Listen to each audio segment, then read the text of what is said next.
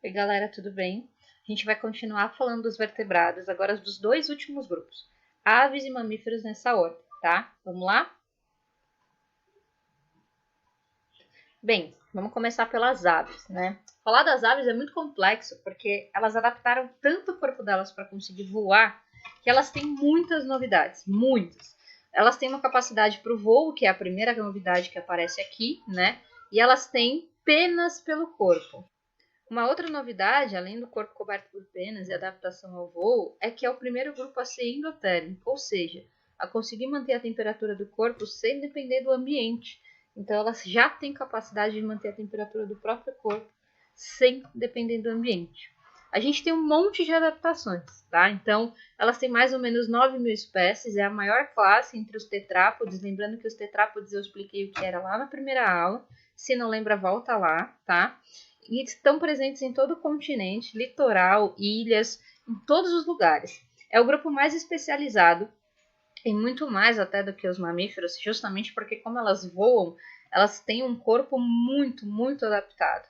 Então elas têm um metabolismo muito alto, já que elas gastam muito mais energia para conseguir voar, gastam mais energia muscular, elas têm a temperatura corporal muito mais elevada, elas têm um sistema respiratório que não há mistura do ar que entra ou que sai dos pulmões. Elas têm uma estrutura chamada de sacos aéreos, que é o pulmão dividido em pulmão um pouquinho menor, são vários pulmões pequenininhos, para evitar que fique muito pesado, já que a capacidade do voo exige que o corpo, além de ser aerodinâmico, também seja relativamente leve, tá? O voo apareceu na história evolutiva mesmo nas espécies que perderam a capacidade de voar, tá? Então ainda existe, mesmo nas espécies que não têm o hábito de voar, adaptação para isso, tá? O voo consome grande quantidade de energia e a característica de voar, mas a característica de manter a própria temperatura foi o que fez com que elas conseguissem se distribuir muito e o que fez com que elas também conseguissem evoluir de uma maneira relativamente rápida. Sinapomorfias são as adaptações ao voo, então são as características que elas modificaram para conseguir voar. Então a presença de penas, que também é presente em alguns dinossauros, então acredita-se que as aves foram transições dos répteis, tá? Apêndices peitorais em formato de asas, então o surgimento da asa é uma novidade. Ossos que a gente chama de ossos pneumáticos, que são ossos mais leves, são ocos, então eles também não exigem muito do corpo. E são presentes também em dinossauros, mais uma evidência de que dinossauro pode ser também ou meio de transição entre répteis e aves, ou eram também aves e também répteis, tá? Eles têm um osso que eles chamam de osso da sorte, que é chamado de fúrcula.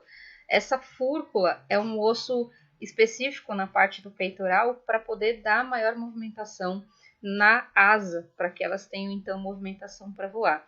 E o crânio também é modificado em fendas, né, que fazem com que ele fique mais leve e também melhorem a capacidade de voo. Bem, o esqueleto está um pouco aqui para vocês conhecerem. As costelas, o externo e as clavículas, elas são completamente adaptadas para a junção da asa com o peitoral, para facilitar a movimentação, para reduzir o gasto de energia e para ficar mais leve, tá bom? Aqui tem também uma ave por completo, para vocês darem uma olhada. A gente não vai gravar todos os nomes, mas é óbvio que é bacana vocês conhecerem, tá? As primeiras aves, né, ou a primeira ave que foi estudada é o Archaeopteryx, que está aqui. Ele foi estudado a partir dessa impressão em uma pedra, né? É a ave mais antiga conhecida, tá? E são apenas 3 indivíduos completos, 2 incompletos e 1 só com impressão de pena. Essa imagem que a gente está vendo aqui embaixo é uma reconstrução do que seria ele, né? Então ela tem aí uma liberdade artística, mas é o que seria ele. Essa é a primeira ave estudada, mais antiga, e a partir dela que construiu-se então o conhecimento de como as aves antigas seriam. As características gerais, então vamos falar um pouquinho. Elas têm mandíbulas em formato de bico, não têm dentes, tá?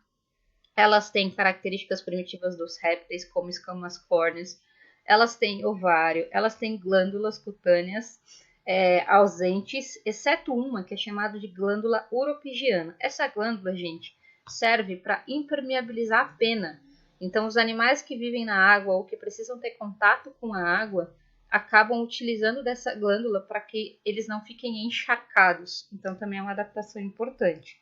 E, desculpa, duas características divididas com os mamíferos é que elas também são endotérmicas, assim como os mamíferos, e elas têm o intestino todo dobrado, em vilosidades como o nosso. Então, é uma semelhança evolutiva, digamos assim, tá bom? Bem, agora sim, falando dos mamíferos, o último grupo dos vertebrados, o último na história evolutiva. Esse grupo é endotérmico também, tem mais ou menos 4.000 espécies e tem como novidade a presença de pelos, tá? Então, é uma característica nova. Os animais aquáticos acreditam-se que, na verdade, eles eram terrestres e retornaram para a água. Então, os mamíferos aquáticos, eles, na verdade, eram mamíferos terrestres que, ao longo de um processo evolutivo, foram parar na água. A gente tem algumas informações sobre a quantidade de espécies aqui, mas o que é bastante importante é que, naturalmente, os mamíferos estão em todos os continentes, eles só não estão em ilhas isoladas ou em altitudes extremamente elevadas e regiões polares, tá? Eles estão em menor quantidade, na verdade, né? Mas é muito bem sucedido, eles são adaptados a todos os modos de vida. A gente encontra mamífero que voa, mamífero que nada, mamífero que anda, que rasteja, assim por diante. Esse sucesso deve-se às adaptações novas, então a capacidade de manter a temperatura do corpo, a presença de pelos, as glândulas sudoríparas, o cuidado com os filhotes, que é uma novidade aqui. Até então os filhotes eles eram largados, entre aspas, né, deixados pelos pais no ambiente para sobreviverem. Uma outra novidade é a glândula mamária, por isso que a gente chama mamífero, e o desenvolvimento do cérebro, do encéfalo, tá?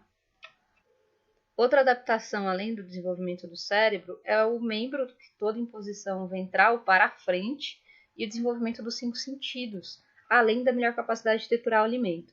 Tudo isso que eu estou falando trouxe vantagem para o mamífero.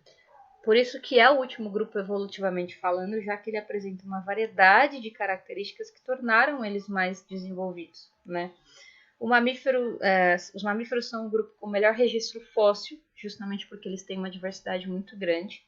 E eles têm um tamanho grande. Aqui que a gente está vendo é uma ossada de preguiça gigante que está aqui no Museu de Zoologia de São Paulo. Existiu, sim, uma preguiça deste tamanho num período geológico que a gente chama de megafauna. Os animais eram muito grandes, muito maiores do que a gente imagina, tá? Então é muito bacana perceber o quanto esses animais evoluíram e como eles evoluíram, inclusive no tamanho, né? Aqui tem outros mamíferos, como por exemplo hábitos noturnos, que é muito comum para mamífero, mas eles adaptaram-se a diversos ambientes, tá? Apesar de terem hábitos mais noturnos. Quando eu falo a maioria aqui, eu estou dizendo na proporção geral, de 6.000 espécies, 5.000 são noturnas ou têm hábitos mais noturnos e 1.000 não. É só uma referência, nem é esse valor exato, tá bom?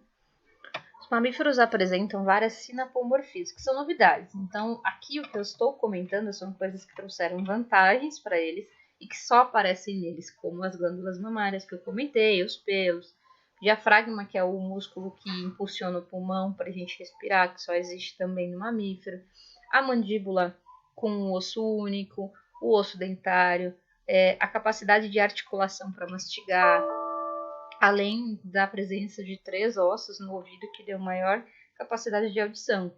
Então nós mamíferos, tivemos muitas modificações positivas. Isso é bacana de ver nessas diferenças que eu venho citando para vocês. Bem, aqui tem alguns exemplos de mamíferos para vocês verem o quanto diversos eles são, todos sem exceção, adaptados a ambientes e condições muito diferentes e com características muito específicas a cada um do seu ambiente. E aqui tem um panorama geral para vocês verem a divisão dos grupos que a gente vem falando. Então, os peixes, que representam metade da quantidade de mamíferos, contando todos os grupos, inclusive aqueles que já entraram em extinção.